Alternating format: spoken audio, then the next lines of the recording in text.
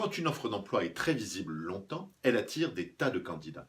Donc, le RH, qui doit filtrer les différents candidats, n'aura que peu de temps. Et le plus simple pour lui, c'est d'utiliser des critères d'âge ou de diplôme. Mais alors, me direz-vous, les gens qui ont plus de 45 ans, ils ont leur chance? Eh ben non.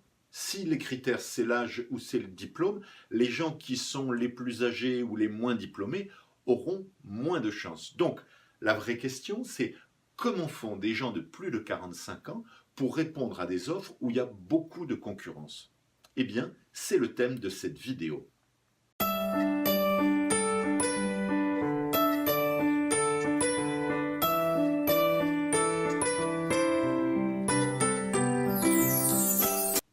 Bonjour, je m'appelle Doc LinkedIn, j'accompagne avec mes équipes des personnes en recherche d'emploi.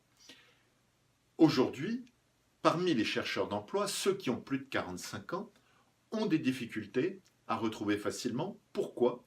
Parce que face à un afflux de candidatures, les personnes en charge de la sélection, les recruteurs, auront tendance à privilégier des candidats sur des critères extrêmement simples, dont le critère de l'âge ou du diplôme ou de la diversité. Alors, c'est simple pour le recruteur, ça l'est pas pour le candidat, ce qui fait que si vous avez plus de 45 ans, eh bien, le job ne sera pas pour vous. Et donc, est-ce à dire que vous êtes confronté à un mur et qu'il n'y a pas de solution? Alors, on a travaillé avec notre équipe pour essayer de voir quelle solution s'offrait. J'imagine que si j'étais en recherche d'emploi aujourd'hui, je privilégierais plutôt des offres moins visibles sur lesquelles je sais qu'il n'y aura pas énormément de candidats. Parce qu'une offre moins visible, il y a plus de chances. Donc la question, comment repérer sur les réseaux sociaux, sur Internet, sur LinkedIn, les offres qui sont un peu moins visibles et comment les mettre à disposition des demandeurs d'emploi de plus de 45 ans. C'est le thème de notre vidéo. Alors, parmi les idées, une qui est sortie tout de suite, qui est de dire si une personne change de poste, il va libérer une place. Si on a l'information très tôt, l'employeur précédent n'aura pas eu le temps de trouver un successeur. Donc, on a d'abord cherché la technique de la bennette chaude. Les postes libérés sont-ils toujours disponibles? Et on a eu des résultats, on a une méthode, c'est tout à fait intéressant. Maintenant, on s'est dit, il doit y avoir d'autres pistes. Et donc, on est allé chercher des offres d'emploi discrètes. Qu'est-ce que c'est qu'une offre d'emploi discrète? Ce sont des entreprises qui hésitent à payer cher LinkedIn pour mettre une offre d'emploi. D'abord parce que ça coûte cher, mais aussi parce qu'eux non plus n'ont pas envie de crouler sous 400, 500, 600 candidats. Et ces offres, il y en a par exemple sous forme de publications sur LinkedIn, ce qu'on appelle les posts. Donc, nous avons mis au point une méthode pour identifier les offres d'emploi sur les publications LinkedIn. Et là, on a des résultats aussi tout à fait spectaculaires.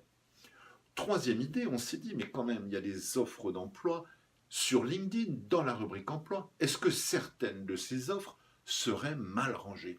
Et on a étudié l'outil, on a fait des extractions, des analyses, et on s'est rendu compte de deux ou trois choses. La première chose qu'on s'est rendu compte, c'est que les recherches par mots-clés sont beaucoup moins efficaces que les recherches par filtre ou les recherches avec ce qu'on appelle des opérateurs booléens, and, or, not. Et donc, lorsque vous cherchez un emploi de comptable, par exemple, si vous tapez comptable à Paris, vous aurez des résultats très différents que si vous utilisez les filtres de recherche comptable. Faites le test. Donc, nous avons mis au point une méthode, et cette méthode fonctionne, mais en allant plus loin, on s'est rendu compte que les critères géographiques de LinkedIn ne sont pas les bons. Par exemple, quand vous prenez la ville de Lyon, vous avez la ville de Lyon, la région de Lyon, mais ça ne comprend ni Vienne, ni Tarare, ni Châlons, qui sont vraiment pas loin de Lyon. Et donc, la question, c'est d'identifier toutes les villes pertinentes sur un département donné qui peuvent intéresser un candidat, et c'est ce qu'on appelle le bassin d'emploi. Or, le bassin d'emploi n'est pas géré par LinkedIn, il suffit d'avoir la carte et on arrive à trouver donc 10%, 20%, 30% d'offres en plus qui seront beaucoup moins visibles. Autre piste enfin, une partie des employeurs se croient obligés de mettre des annonces en anglais, surtout sans doute parce que LinkedIn, c'est à la mode d'être en anglais. Et même si la boîte, tout le monde parle français et que les patrons maîtrisent à peine l'anglais, vous allez avoir une offre en anglais. Et par exemple, si vous cherchez un job de commercial, En anglais, commercial se dit pas du tout commercial, ça se dit sales rep. Et donc, vos recherches aujourd'hui sur LinkedIn, en dehors des sentiers battus, ce sont pour beaucoup des offres qui ne sont pas publiées très largement ou des offres dont la diffusion est limitée parce que les annonceurs ne veulent pas crouler sous les offres d'emploi. Nous avons mis au point des méthodes pour identifier la plupart de ces offres d'emploi pour accéder au marché caché. Alors, une fois qu'on a ces offres, que faire? On a vu qu'il y a des offres mal rangées, peu visibles. Il ne reste plus qu'à savoir quoi en faire. Et quoi en faire? Eh bien, il faut postuler. Mais postuler, vous croyez qu'il faut envoyer son CV, une lettre de candidature à un inconnu? Je ne sais pas vous, mais moi, quand je reçois une lettre de quelqu'un que je ne connais pas et que je n'ai pas le temps d'étudier son profil, je ne sais pas quoi en faire. Donc en fait, il faut savoir qui s'occupe du recrutement, quel est le futur N+1, et il faut collecter des informations. Et pour ça, il n'y a pas 36 solutions. Il faut prendre plusieurs rendez-vous téléphoniques.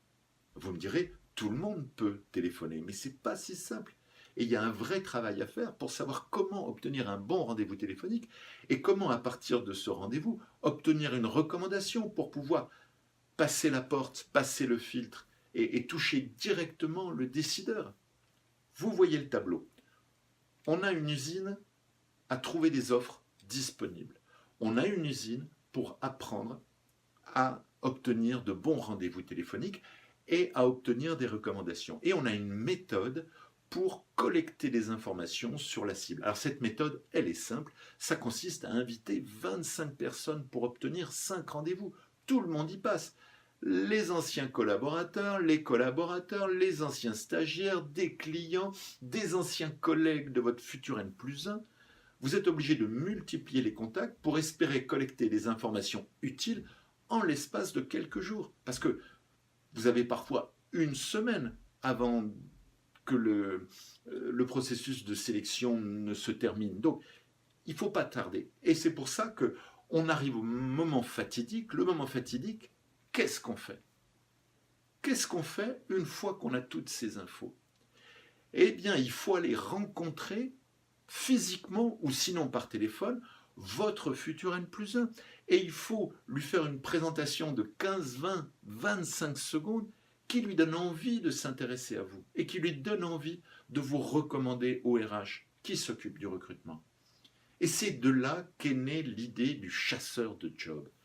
Qu'est-ce que c'est que le chasseur de job? Le chasseur de job, c'est un consultant qui va accompagner un demandeur d'emploi pendant 8 à 10 semaines et qui va lui enseigner toutes les techniques pour pouvoir trouver les offres disponibles, obtenir des bons rendez-vous téléphoniques, collecter de l'information et devenir lui-même un chasseur de job. Et donc, cette offre de chasseur de job va faire de vous un chasseur. Vous voyez le tableau.